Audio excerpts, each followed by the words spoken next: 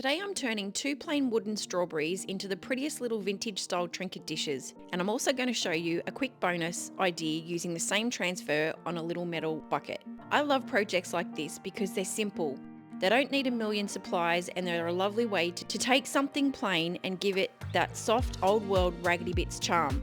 So if you love vintage florals, a little bit of distressing, lace twine buttons, and making something ordinary look like it has a whole little story behind it, this one is for you. The first thing I did was make sure both of the wooden strawberries were nice and clean. Then I gave each one a light sanding using 120 grit sandpaper. I wasn't trying to remove anything major here, just smoothing the surface and opening up the wood a little bit so it was easy to take the stain. You don't need to go too hard with this step, just a light sand over the front, the back and around the edges is enough. Once I was happy with the surface, I wiped away any dust so I had a nice clean base to work with. Then I grabbed a damp chucks cloth and used Dixie Belle Voodoo gel stain in Tobacco Road. I love this colour because it gives the wood such a soft aged look without making it too dark. It adds warmth straight away, which is exactly what I wanted for these little strawberry trinket dishes. Using the damp cloth, I wiped the Tobacco Road over the front and back of each strawberry. You can absolutely add a second coat if you wanted a deeper finish. But for these ones, I really loved how they looked just with one coat. It gave them enough colour while still letting the wood grain show through. Then I used my heat gun to dry them. Once the stain was dry, I went back with 120 grit sandpaper and lightly distressed around the edges before I moved on to the next step. This is one of those steps where you can really decide how rustic you want your piece to be. If you love a more farmhouse look, you can distress a little heavier. If you want it softer, just keep it light around the raised edges. Once the strawberries were stained and distressed, it was time for the pretty part. I used the IOD ephemeral melange transfer, and I chose 2 floral designs that I thought would sit beautifully inside each of the strawberries. Because these are shaped almost like little dishes, I wanted the transfers to feel like they belonged in the centre, almost like an old vintage label or floral image that had been there forever. This is also where you can have a bit of fun and choose designs that suit your own style. You could go florals, botanicals, fruit, old labels, or anything that gives your piece that vintage feel. And just a little reminder, you can find supplies like Dixie Belle, IOD, Fusion, and other creative goodies over on my website at raggedy-bits.com. I'll pop the links in the description below as well.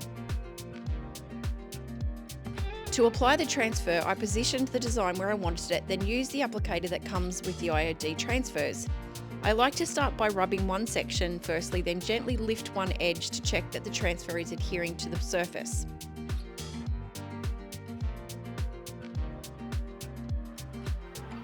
Once I can see that it's starting to stick, I slowly run my way across the whole design, rubbing as I go. The trick here is not to rush and not to push too hard. Just keep checking, lifting gently and rubbing any areas that aren't fully transferred yet. If you accidentally lift the backing too quickly and part of the transfer comes up with it, don't panic. Just lay the backing sheet back down over the same spot and rub it again. It will go straight back into place, and once everything is finished and sealed, you honestly won't even notice the little boo-boo.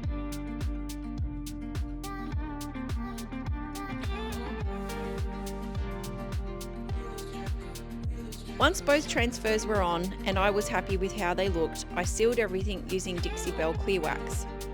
I just used a clean chucks cloth and gently wiped the wax over the surface. This helps protect the transfer and gives the whole piece a lovely finish. You don't need to overload the wax, a little goes a long way. Just work it gently over the surface, making sure you cover the transfer and the stained wood. Then I let that settle while I got ready for the fun little embellishments. Now, for my favourite part, because apparently I cannot leave anything alone without adding lace, twine or a little button. For the top of each strawberry, I used a pretty thin lace and tied that into a small bow. Then I added a little jute bow over the top to bring in more of that rustic texture. To finish it off, I added a coordinating button in the centre. And here they are, all finished. I think these turned out so sweet. They still have that rustic wood look, but the florals make them feel soft, vintage and really pretty. You could use them as a little trinket dish, style them in a vignette, pop them on a shelf, or even use them as part of a seasonal display. I also wanted to show you another quick idea using the same style of transfer, and I thought it would be a perfect quick matching piece. I just applied the transfer as I did before and sealed it with wax and made a messy bow and popped it on the handle.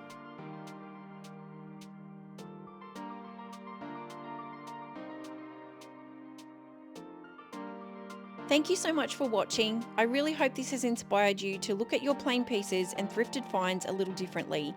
If you enjoyed this project, make sure you subscribe for more vintage inspired DIYs, thrift flips and cozy creative ideas. You can find all the supplies and links over on my website at raggedy-bits.com, and I'll pop everything I used in the description below. I'd love to know which piece was your favourite, the wooden strawberries or the little pink bucket. So leave me a comment below. Thanks again for watching, and I'll see you in the next project.